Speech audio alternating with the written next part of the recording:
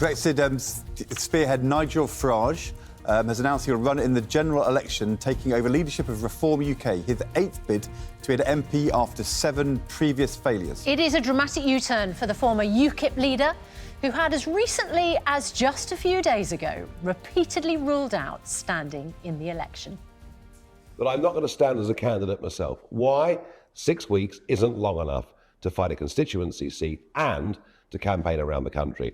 I made it all very clear last week that I had a 6-month plan. I was going to stand in a general election, but 6 weeks, not long enough. So I am going to stand in this election.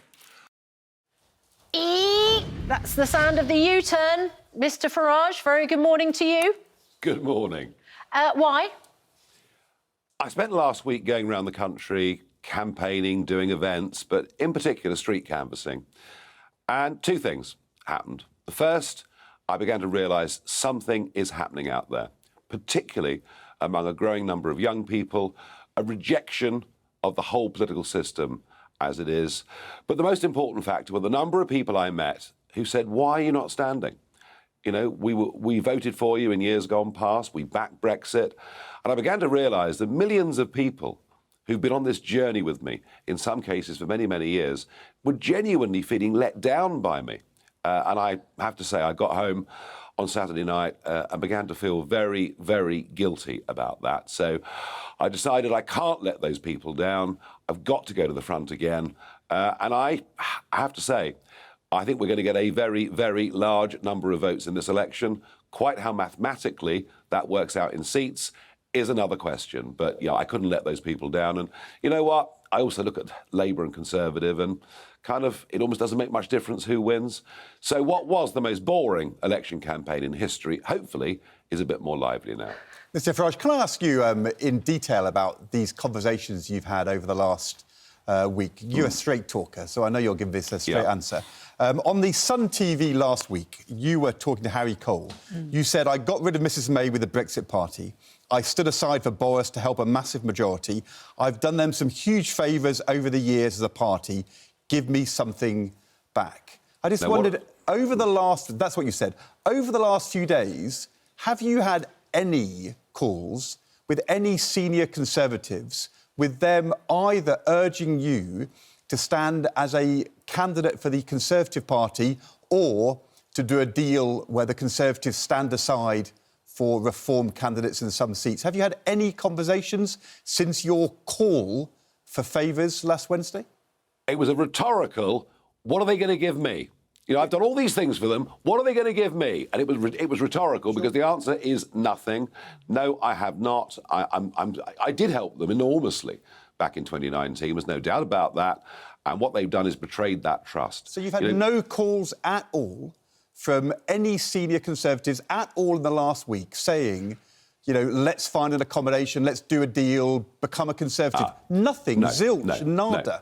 No, not from the Conservative Party itself, absolutely nothing. Any senior Conservatives. We know that Suella Braverman, Liz Truss has said they want you back. But senior Conservatives in the campaign or outside the campaign? The only phone calls I've really had are from people saying, please don't stand against me, please don't stand against me. I've had a lot of phone calls from people asking for favours, nothing constructive whatsoever. And remember, at the heart of the Conservative Party, they loathe me, they always have. So why have you had no calls? Because they loathe me. They loathe me. Look, you know, when they say... So you've concluded the only solution now, because there's no deal to be done, your analogy with Reform in Canada, you've decided there's no deal to be done, so you're going to have to destroy them. That is what you're about now, the destruction of the Conservative Party. No. I cannot do a deal with people who betrayed my trust. There was a very, very specific promise on the back of Brexit and the 2019 win that migration into Britain would reduce. It has exploded. Net 750,000 people every single year. This ought to be the immigration election because of the impact it's having on the lives of everybody.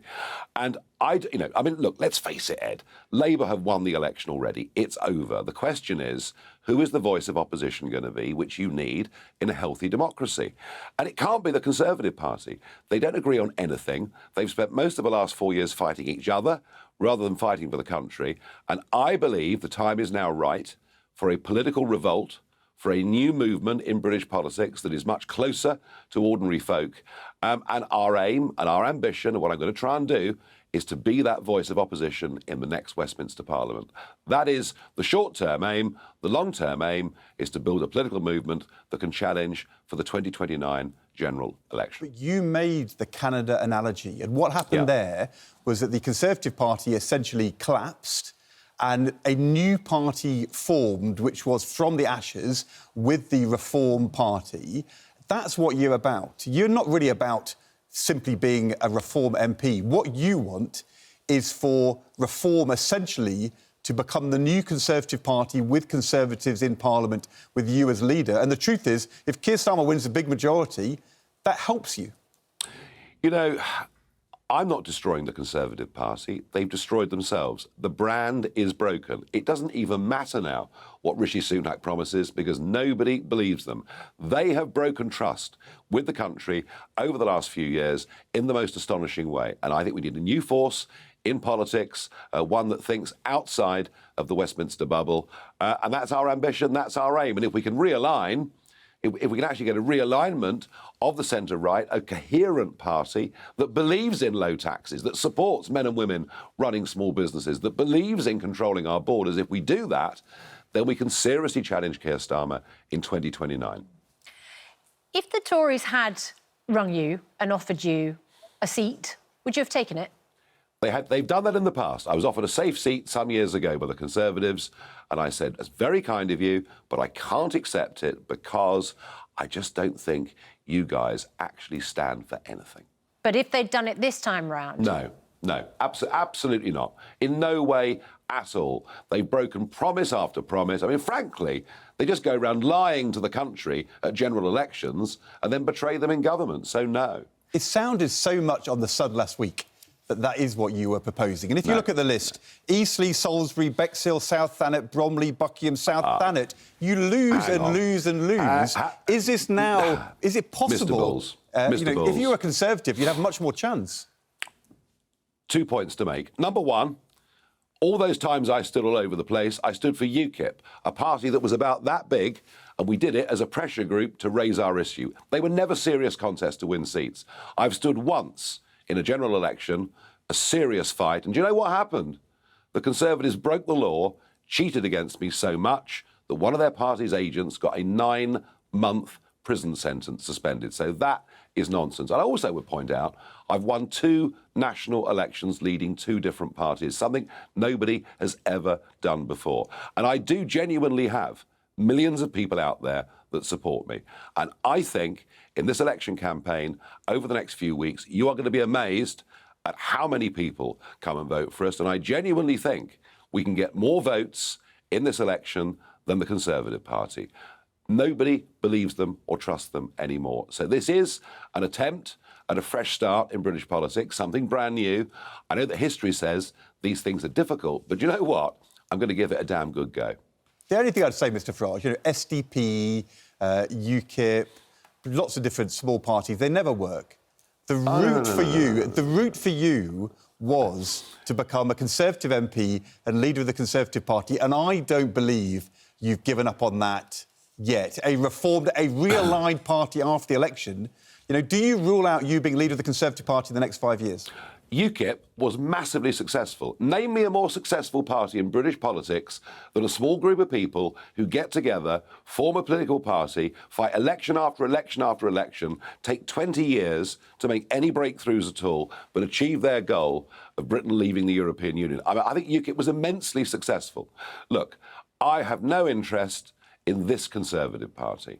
And frankly, I think the people that control the Conservative central office, that run the party apparatus, they're not Conservatives, they're Social Democrats. So you'll never... OK, so Nigel Farage, so you'll never stand for the Conservative Party and you will never lead the Conservative Party?